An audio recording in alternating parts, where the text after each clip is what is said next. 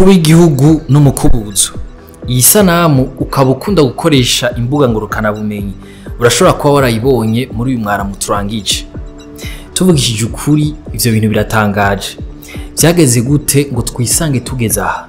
Utwigoro tw'umukuru w'igihugu mu bijanye n'isuku nivyo tugarukako kuri uno musi wa mbere. Niyo nkuru nyamukuru tuza kurabira hamwe. Amahoro neza, ni David, nizere ko meze neza. Ku rubuga X rw'ibiro vy'umukuru w'igihugu bavuga ko ku wa gatandatu heze itariki 10 Myandagaro 2024 prezida Evariste Ndayishimiye yararamutse akora urugendo rwo gukora isuku. Yagendeye ahakorera ubushikiranganje butandukanye no mu bibanza vy'iguriro vyo mu gisagara. Abonye ko umwanda wimonogoje ahatari hake mu gisagara, prezida Ndayishimiye yaciye amenyesha kwiyindwi twatanguye ari indwi y'isuku. Ati uwo nzosanga yicaye mu biro nije nzomwikurirayo. Haraheze amezi 4 prezida Evariste Ndayishimiye yari yariyemeje ko azofata umukubuzo wenyene ubwiwe aje kwikorera isuku.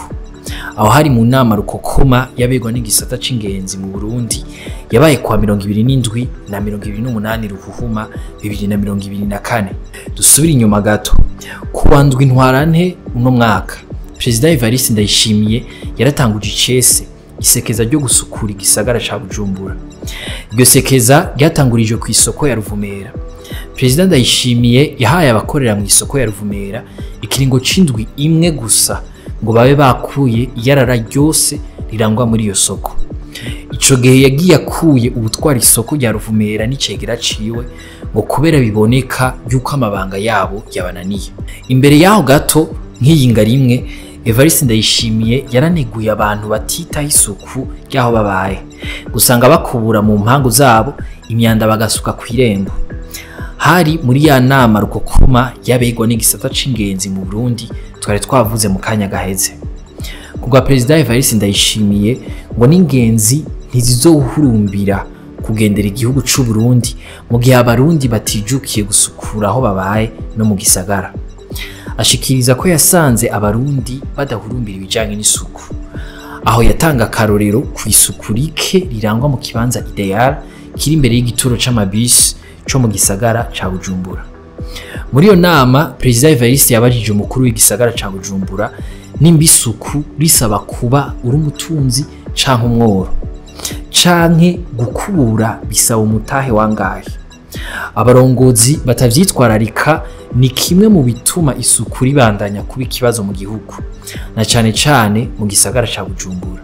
Itariki 4 z'ukwa gatatu uyu mwaka Yatungimana twari gisagara ca Bujumbura yari yatanze ikiringo c'imisi 45 ku bajeje intwaro kuva mu makartier gushika muri zone ngo babe batunganije neza ibijanye n'isuku mu gisagara.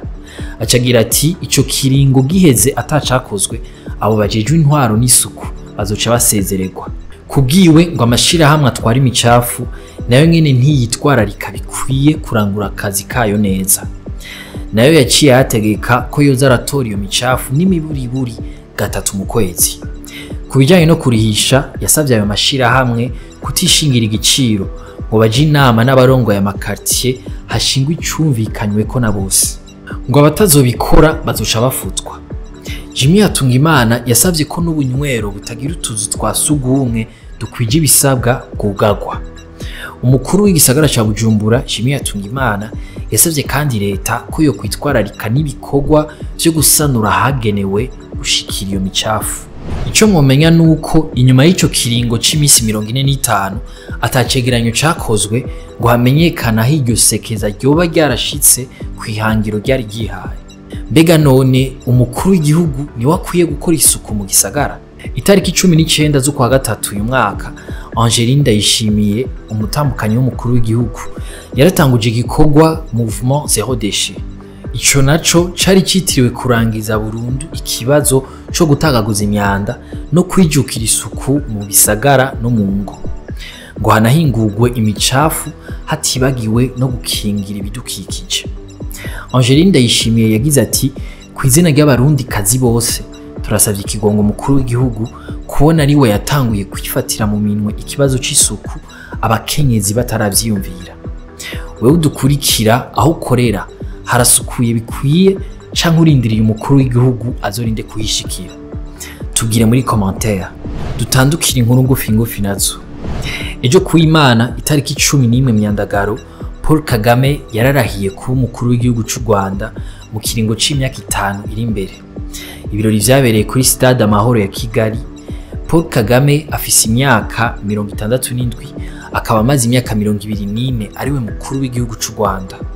Ubu akaba azotwara manda y'imyaka 5 gushika mu 2029, kandi iyo yaheruka kurangiza yari y'imyaka 7.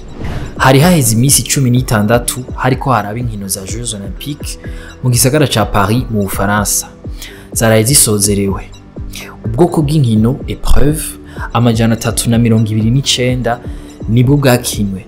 Ibihugu 90 nivyo vyarungitse abahiganwa, harimo n'umugwi w'abanonotsi b'impunzi ugira 91. Ku rutonde Leta Zunze Ubumwe za Amerika ziza imbere n'imidari yose hamwe 126, harimo 40 y'inzahabu. Hakurikira Ubushinwa n'imidari 91, harimo nabwo nyene 40 y'inzahabu. Murumva ko Leta Zunze Ubumwe za Amerika n'Ubushinwa binganya imidari y'inzahabu. Afrika ntivyoroshe kuko igihugu kiza imbere ari Kenya mu kibanza ca 17, hagakurikira Algerie mu kibanza ca 39. Uburundi bwari bwarungitse abanonotsi 7 muri ayo mahiganwa, 5 nibo bahiganywe, 2 ntivyakunze kubera ibibazo vy'imvune. Muri abo bose nta numwe yashoboye gutahukana umudari.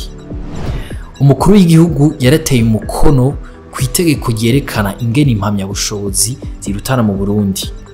Mu gisata c'ubuganga, uwujejwe amashuri mu gisata c'ubuganga médecine azoba ari ku rugero rwa docteur en médecine, ariko bizovana n'amanota yaronse crédit mu gifaransa. Ikena ry'itegeko rishasha ritandukanye impamyabushobozi mu Burundi ryari ryatumye abaheza za kaminuza bataronka diplome zabo, bagaca bakoresha attestation de réussite mu kurindira nk'uko vyandikwa na magazine Imbere. Inyuma y'iryo tegeko ry'itariki 7 z'ukumunani 2024 rero hitezwe ko agashahara k'umuganga mu Burundi gashobora kwisununura. Mwakoze kudukurikira. Aya makuru muyasanga ku mbuga za Yaga na Iris News. Anje tuzosubira ejo.